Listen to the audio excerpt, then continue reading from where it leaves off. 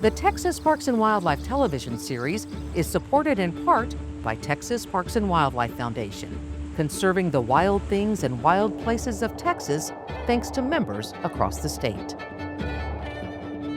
Additional funding provided by the Toyota Tundra.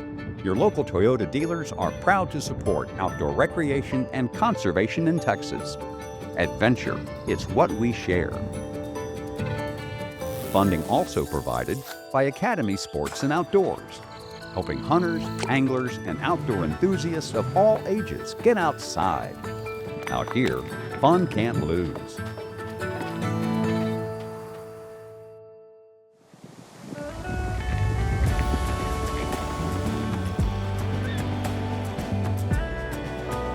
Coming up on Texas Parks and Wildlife. When I first met them, they were talking about how hard it is to get out of a parking lot in some of these natural spaces. We want to create a roadmap for how people can build nature back into their neighborhoods. The hide, the horns, preserving the memories. Preserving that beauty so that we get to see it all the time.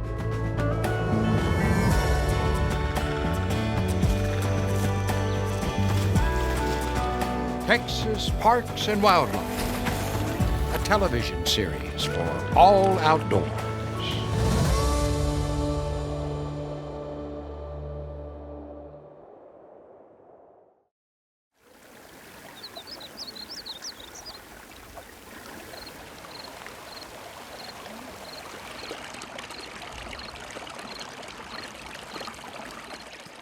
In the mornings, whenever no one is here, I like to come down, just enjoy nature, take it nice and easy, walk around, listen to the birds. I will pick up trash just to kind of clean up a little bit. But it also just helps me start the day.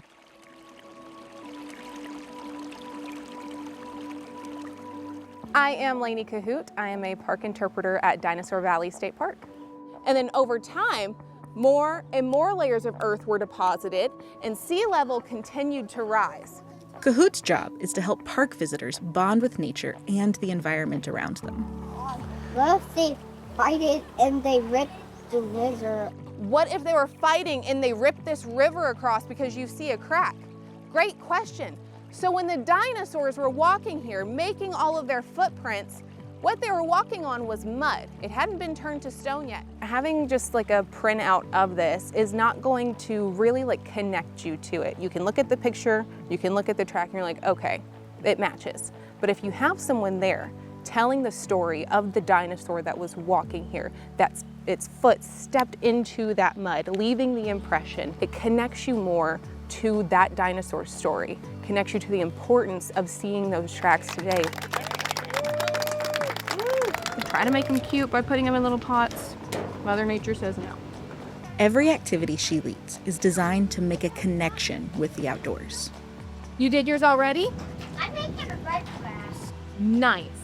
While we're drawing, I go through all the different parts of the cactus. You hope that they are taking this information in with them so that as they're out walking and they see these cactus, they'll remember, oh, that's the prickly pear cactus that we drew with Ranger Laney. But not every activity Kahout leads is suitable for every visitor. When I first started at Dinosaur Valley, I was in awe because this was my park that I came to as a kid. This was my home park. And then once I got here, I started to realize that this park was pretty hard to maneuver.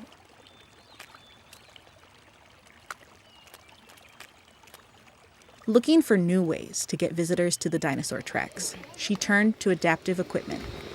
During this hike, anyone is overstimulated, overheated, there's just too much going on, let me know. We're gonna stop. Really, I was looking to see if there was any paved trails that we could take his actual wheelchair on. I came across Dinosaur Valley, which is actually really close to us. So I got in touch with Laney and told her we wanted to trial the grit chair, and she said, sounds great, I'll have it reserved for you on such and such day. So we came out and she said, if you want the grit chair, that's great. If not, we just got in this action track chair.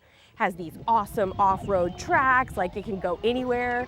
We were like, that looks way cooler than the grit chair. Yeah, we want it. And I mean, when they first saw it, their eyes just lit up because it opened a world of possibilities for them. Whereas when I first met them, they were talking about how hard it is to get out of a parking lot in some of these natural spaces. The introduction of the track chairs at Dinosaur Valley opens a door to nature for people who have never gotten to experience it this way before. If it's your first time in nature, it can get kind of overwhelming. There's lots of sounds, there's lots of sights, and so I wanted to find a way that was going to kind of quell all of that overstimulation and make it where you can enjoy nature with someone who's going to guide you through it in a comforting setting. Sensory-friendly hikes give Kahout the chance to work one-on-one, connecting visitors with nature. What about this one? Yeah, that one's different. He really opens up for her. He'll reach out and touch leaves and do things that he will never do if I ask him to, but I think putting him in a different environment and pushing him outside of his comfort zone is really good. Hayes, he doesn't really like to try new things. He doesn't like new toys.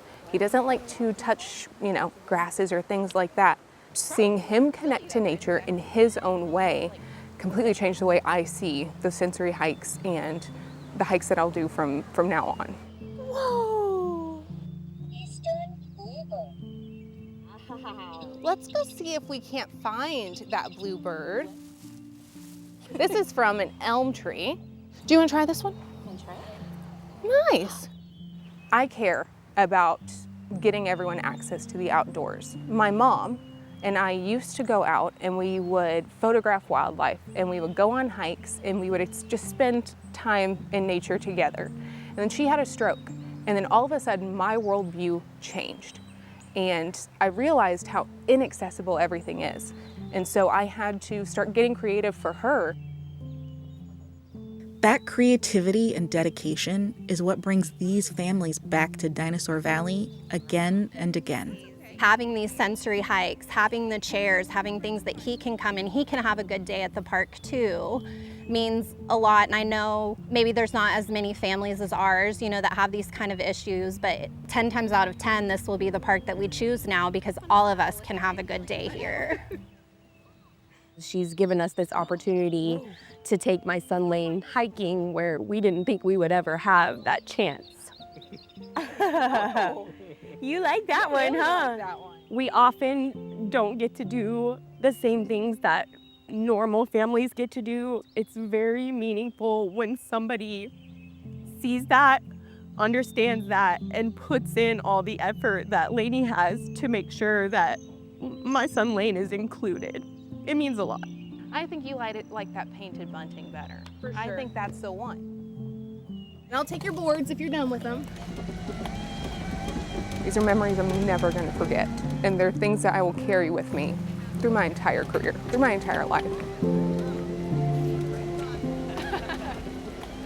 I love it. Yeah, that's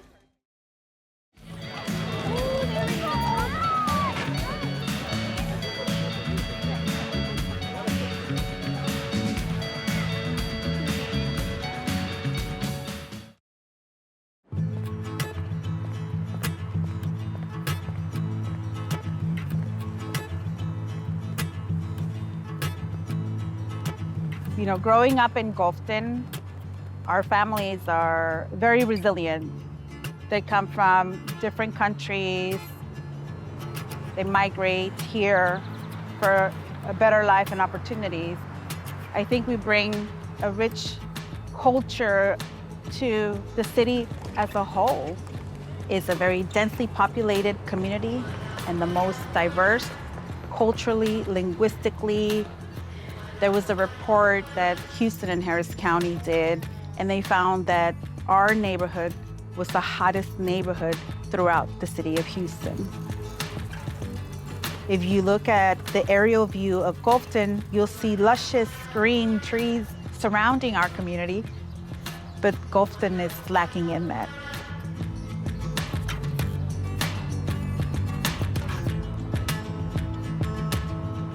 These sidewalks sometimes get 135 degrees plus in the summertime. It's 131.9 degrees. So if you're sitting here waiting for the bus for a while, that can be more than uncomfortable. It can be dangerous. You get under some of the trees and the temperature difference could be 30 degrees. So super concreted neighborhoods like this are more likely to lead to mental illness. In some cases, it triples your chances of getting a mental illness because we're not meant to live in concrete places like this. It's not designed for humans. We just completed a study with Rice University on what we call biodiversity equity. And what we found, not surprisingly, was more affluent neighborhoods had more nature, had more biodiverse spaces than communities that are underinvested or disinvested. And Gulfton is a little bit of the poster child for a community that just has not had enough nature investment in the past. Greener Gulfton was really when Jaime Gonzalez reached out to me and said, you know, I have this idea. We've done this heat mapping study. We want to create a roadmap for how people can build nature back into their neighborhoods. But we want the neighborhood to dictate what that looks like. We started talking and sharing more connections in the community.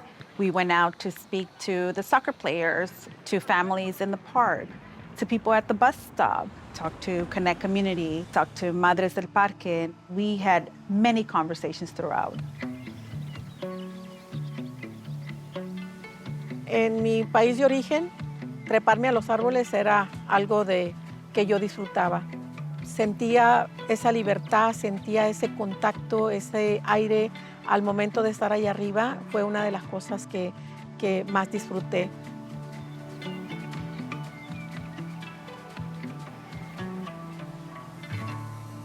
Madres del Parque inició por las mamás preocupadas por un parque local que visitaban, mejor llamado como Burnett Bayland Park, de que estaba demasiado sucio y que había mucha delincuencia. Nos dimos cuenta de que nuestra comunidad necesita muchas cosas.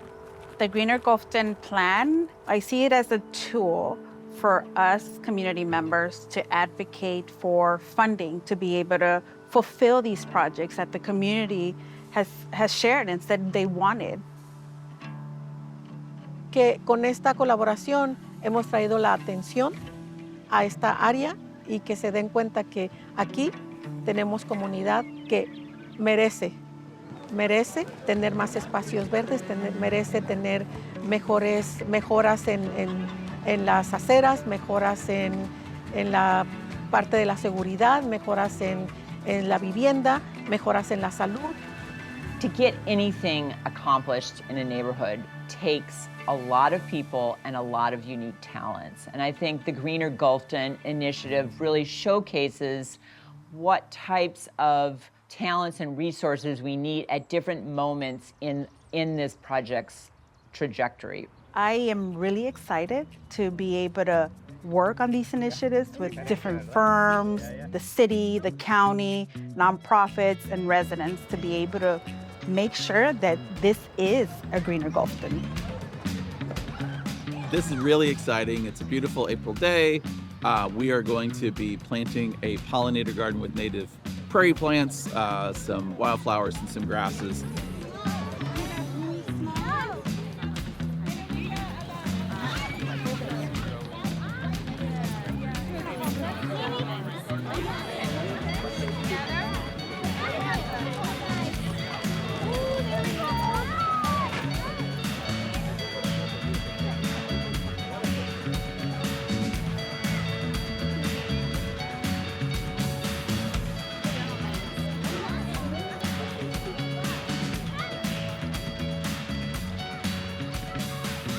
When I see the smile on the kids, when I see they're enjoying touching the earth, feeling the plant, it's just like, oh my God, this is incredible.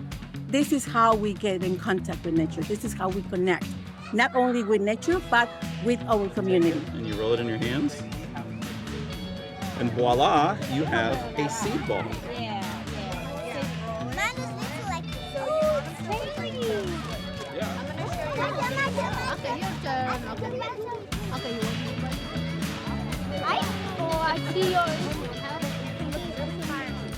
So the challenge of This project, Greener Gulfton, this initiative, and the challenge that's awaiting all the partners is to find spaces and novel solutions to incorporate more trees, shade structures that incorporate nature, green bus stops, and to find that in a neighborhood that is kind of restricted in space.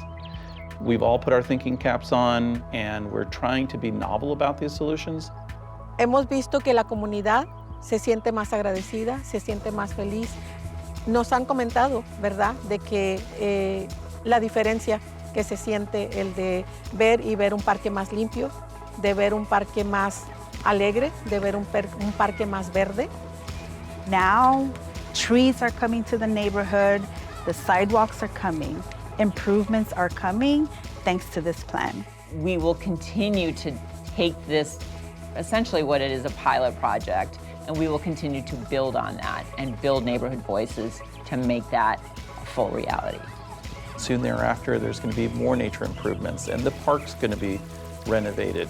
Yes, we want to bring in more nature for climate resilience, but we also just want to bring it in because it's a basic human right, and everybody should be able to hear a bird chorus or see a monarch butterfly passing through. Que aunque realmente no hablemos el lenguaje, tenemos una sonrisa, tenemos una seña para poder decir, estamos aquí y nos encontramos. Que siendo migrante, uno extraña su familia. De alguna manera, la naturaleza, la tierra, nos une. Now that we've completed this plan, I think this could be a proof point for the city to be able to implement in other neighborhoods and across the nation.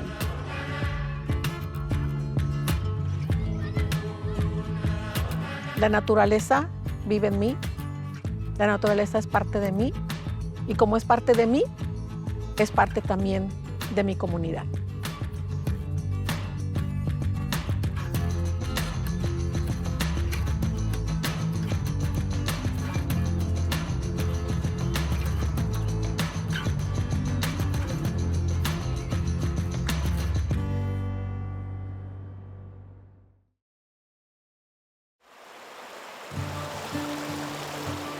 It's another utopian day in Utopia, which is an actual place in the hill country west of San Antonio.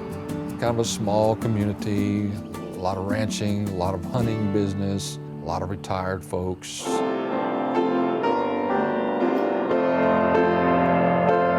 In Jesus' name we pray. Amen. Every week, Lee Bevely serves a community of churchgoers. My main job is the pastor here at the Utopia Baptist Church, and that's my full-time occupation. But outside of worship, the Reverend Bevely provides another service in this community. My hobby is taxidermy. When his focus is not saving souls, it's saving skins as lasting mementos of hunting and fishing trips. It's not a calling, I don't think, but I think it's part of a gift that God has given me, an eye to see the nature of animals and try to take something that is lifeless and make it look lifelike, look real. I'll put a little glue on here. I know I'm not the best taxidermist in the world by a long shot, but I know I'm not the worst neither.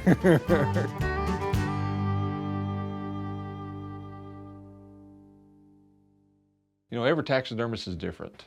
A look around the Bevely home shows just how much Lee has learned about the art of taxidermy. The first thing I ever mounted was a squirrel, and I used a paper towel roll and 2 black marbles for the eyes. Ended up about that long. And so it's been a conversation piece. My sister still has it. You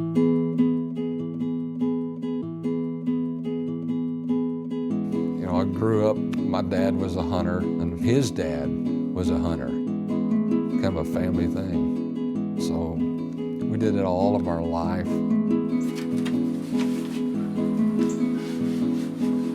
Because I love nature, I love the outdoors. Well, let's not waste something that's been harvested, it's just preserving that beauty so that we get to see it all the time. The hide, the horns, preserving the memories.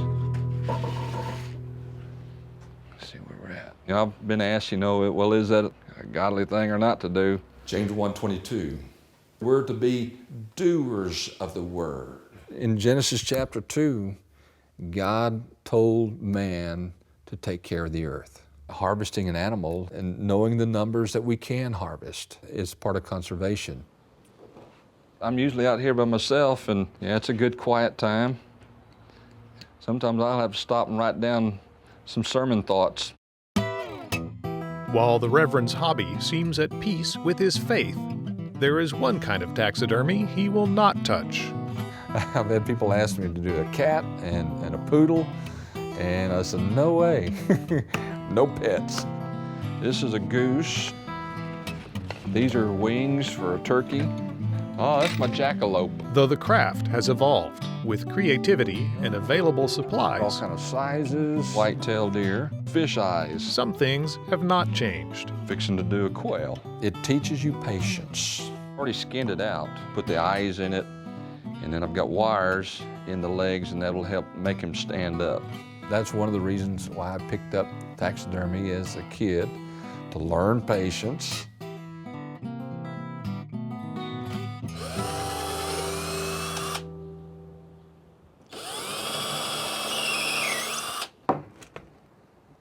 And then I can set them in here and have them standing up now. And then it's just a matter of getting all the feathers in the right place. Preserved with care, a mount like this quail can last a lifetime. As long as they don't have a cat in the house. It still has bird scent. And it still looks like a bird. So I tell everyone now, if you got cats at home, beware. Although most work is for clients, the Bevleys keep their own mounted memories.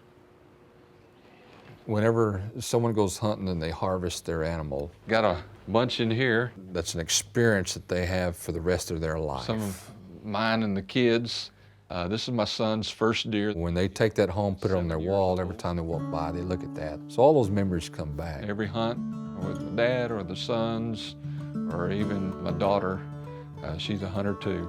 They all have some kind of a special meaning behind every one of them. So I come in here every once in a while and just look around and remember all the great memories we've had.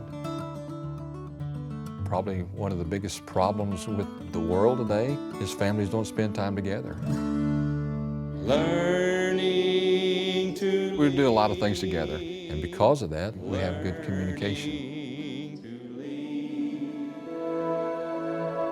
However you may define Utopia, as a place of faith or a community of friends and family, as a place where work brings joy, or maybe just a place where the sky is blue and the water runs clear. Lee Bevley seems to have found his Utopia, and it's a real place in the Texas Hill Country.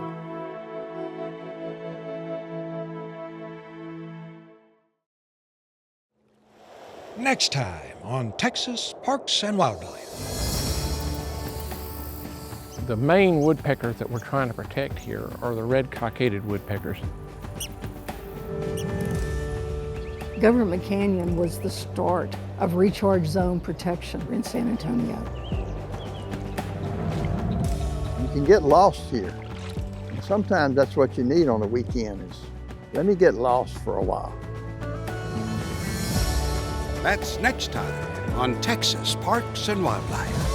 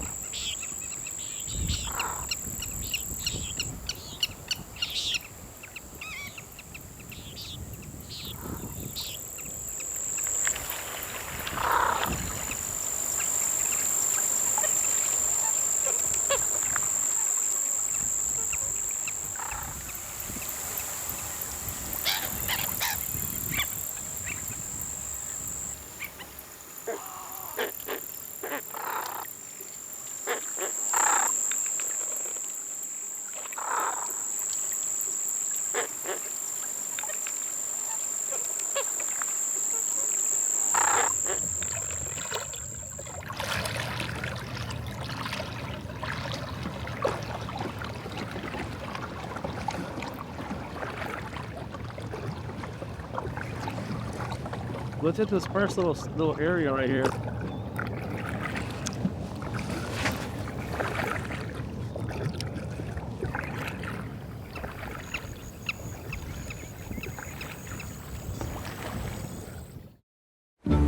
The Texas Parks and Wildlife television series is supported in part by Texas Parks and Wildlife Foundation, conserving the wild things and wild places of Texas thanks to members across the state.